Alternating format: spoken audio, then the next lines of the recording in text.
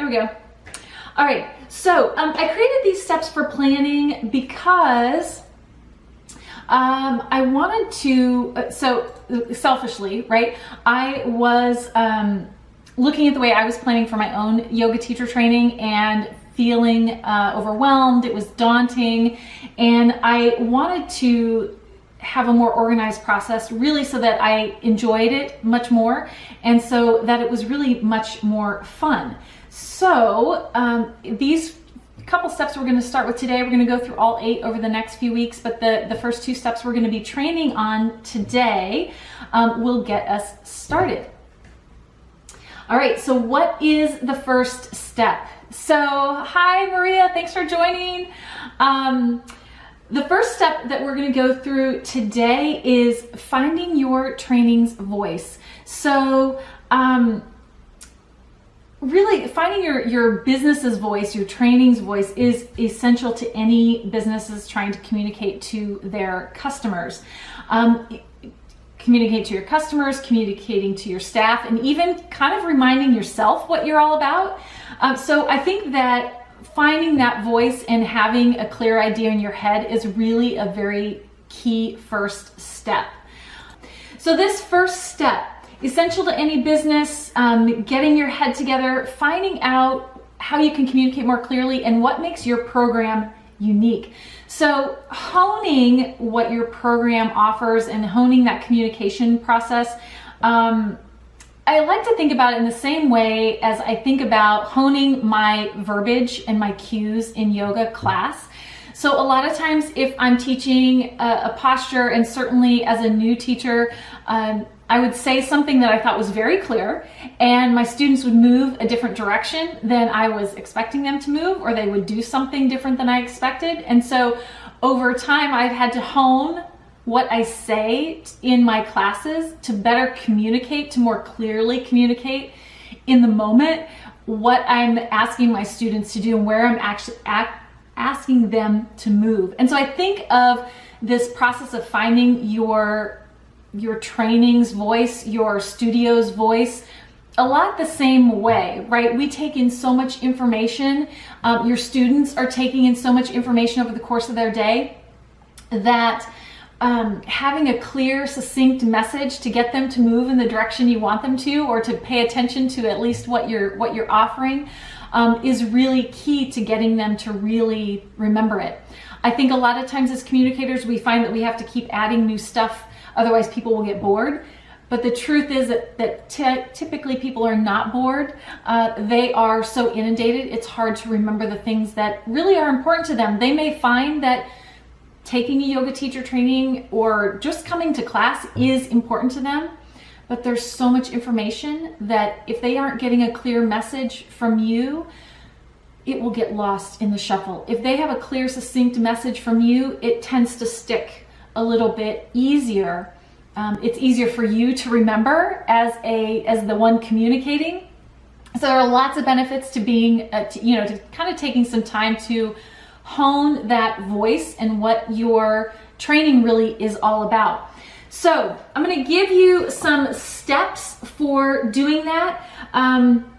There's kind of 2 pieces that I like to. One is what is just the style. That's a very clear, that can be very clear. Maybe you offer an eclectic mix of classes, but being, communicating that to your students outside of just having that on the schedule that you might have on your website or on, posters around your studio is key, right? So telling people you've got an eclectic group of classes that you train on. And then being more clear about what makes your program unique. So instinctively, you might know this. You might, in your own mind, be able to compare yourself to other things going on in the yoga world around you, in your market. And in your head, it's very clear how you're unique, but perhaps you haven't sat down to really write that out and to make it clear in a way that you can communicate it to your students who are currently at your studio, students who may be interested in your studio, and students who may be interested in taking your yoga teacher training. So the first step in doing that, and of course I have notes because that's how I work. So the first step is, one, make a list of traits, of these sort of instinctive traits that you already feel make your training unique. Go through and just sort of, brain dump, for lack of a better description, about what makes your studio, your teaching unique, that you feel, you think, that you connect it. So this doesn't have to be global. I know that idea can be a little daunting. I'm talking about what makes your teaching unique in your market, in your area. Is it that you have a different perspective on teaching? Is it that your teaching background perhaps is unique in some way? Is it that you teach a unique mix of styles that seems to work well for your students? So the first is, what is it that you know makes you unique, right? Write that down. Doesn't have to be marketing message style or polished in any way. It's more just making those notes. So that's the first step. The second thing to do is to start taking note, if you haven't already, about what your customers and your students say makes your, what draws them to you? Why do they keep coming back to your classes, keep coming back to your studio? So find out, take note of the comments that you hear, the feedback that you get from your own students. And the third thing, and this is sometimes the most challenging, the third thing is, what is it that you are not? So a lot of times people will kind of put up a little bit of a hesitation because they don't want to miss out on customers, they don't want to exclude anybody.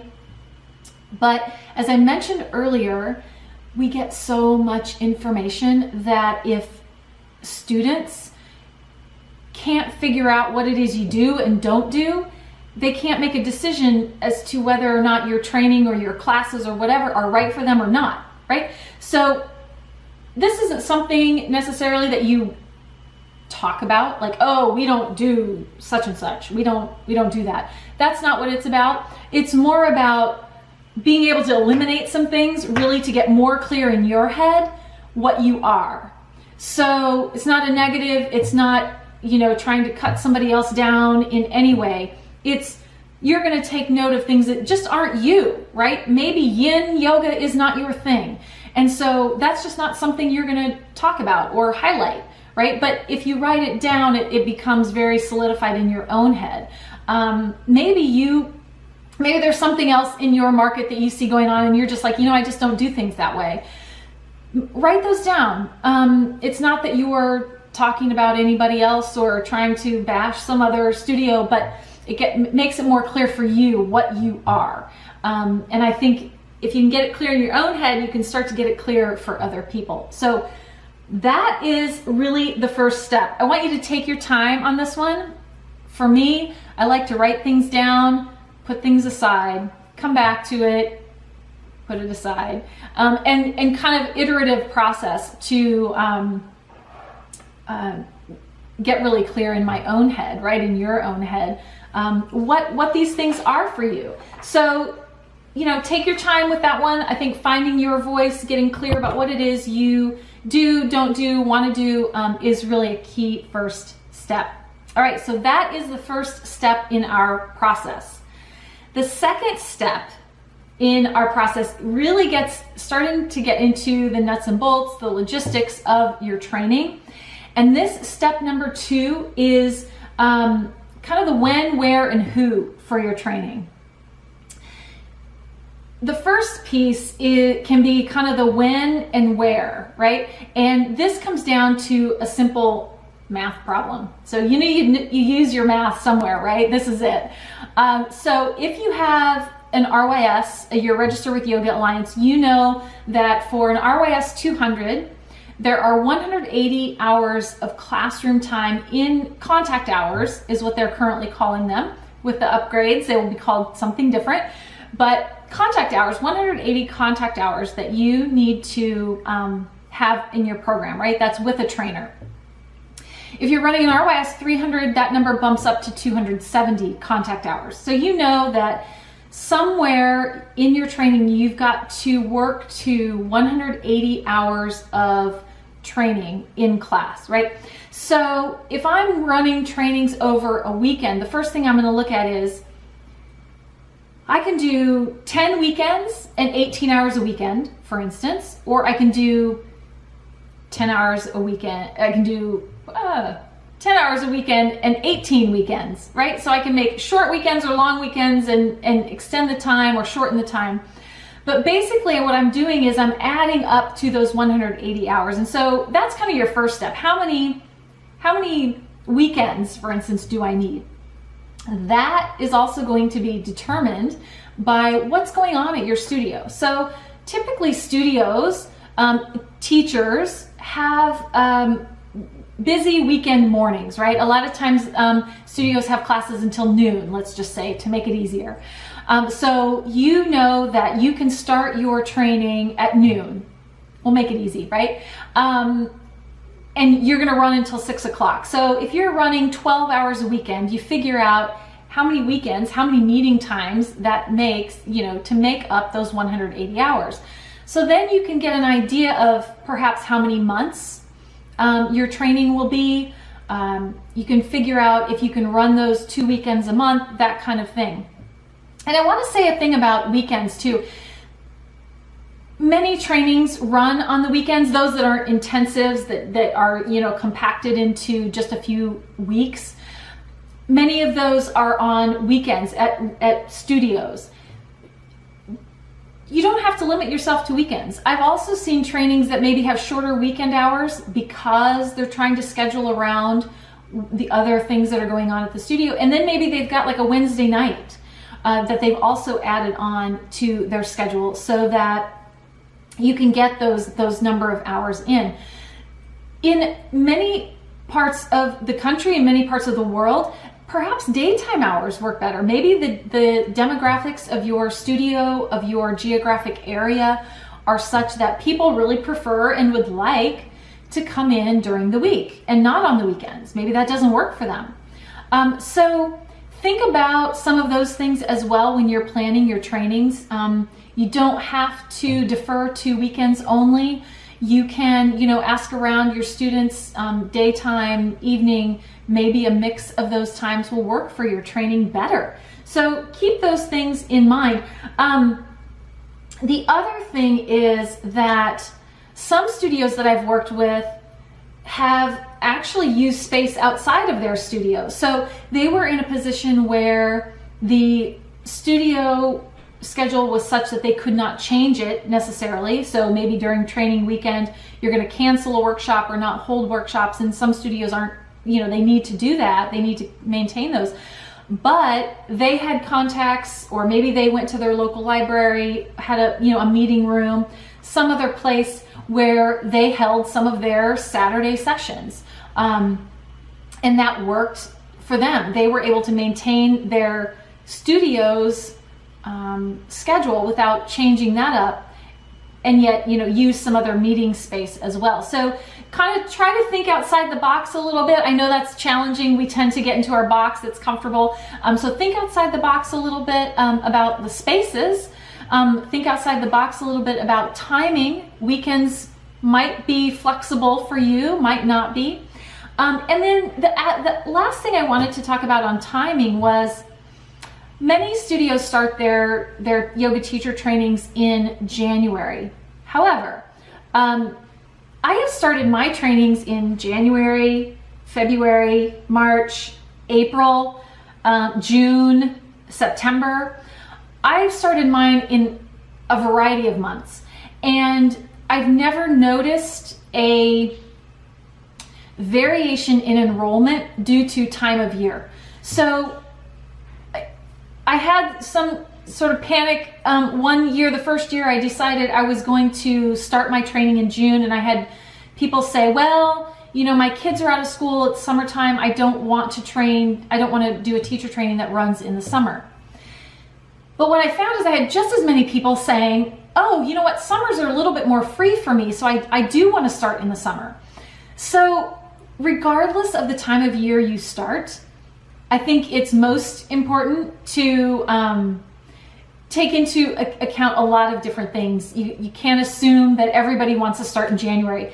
One year I had to start in March because there was some issue with some logistics at the studio I was training at. And so we had to, after we had announced it, we were going to start in January, I had to start in March. And actually I had several trainees come in that said, you know, I just couldn't get my act together right after the holidays to start in January. It was like too much financially, too much scheduling, too much on my mind to get started in January. So I'm glad you started in March, because it gave me some time after the holidays, after what, you know, was a big time of year for that person. I'm glad you started in March. It gave me a little bit more breathing room, you know, financially, from kind of a headspace perspective. So don't feel trapped to start in January. I think any time of year that you start, if you have a good training and you're organized and you let people, you're clear about what you're offering, there will always be people who will come to your training regardless of the time of year that you start. And there will be people who can't come regardless of the time of year you start. So don't let that sort of trap you in to that. What I would say is, I have here in my notes, pencil things in, right? When you get started with your planning, start to pencil things into your scheduler, because they will change. You're going to want to talk with potentially guest teachers, other teachers on your staff who may come in and help you with training. So you're going to need to coordinate with all of them, and some of those things may change. So pencil in your dates, pencil in all of these things that you're working on, so that you can be flexible in those. All right, so that is what we are covering today. This has been steps 1 and 2 of my 8-step process. Next time, so for the next few weeks, I'm going to be covering these. Next time, we're going to be covering steps 3 and 4, which we will go over setting up a daily agenda and preparing yourself as a trainer. So in the link in the comments is the link to the roadmap. That is a free step-by-step, and we're going to walk through those steps. I'm going to add, of course, to those, but if you want to download and follow along there, feel free to do that. I will be sending this replay out if you want to listen to it again, if you're making notes. If you missed us today, I know middle of the day is sometimes hard for people. So if you missed us, the link for this is, I will be sending out a replay. And lastly, I just recently published on Amazon a planner just for yoga teacher trainers. And I'm going to be putting a link in the replay and probably in the comments to that planner. It's a year-long planner, but it covers these 8 steps. I've even got worksheets in it so that you can write all of these things down and keep it all in one place. It's pencil friendly, right? So you can pencil things in, you can you know, erase and move and all those kinds of things. So check that out if you're interested in a planner that you can keep everything in one place and use just for yoga teacher training. All right, thanks for tuning in, and I look forward to seeing you next time.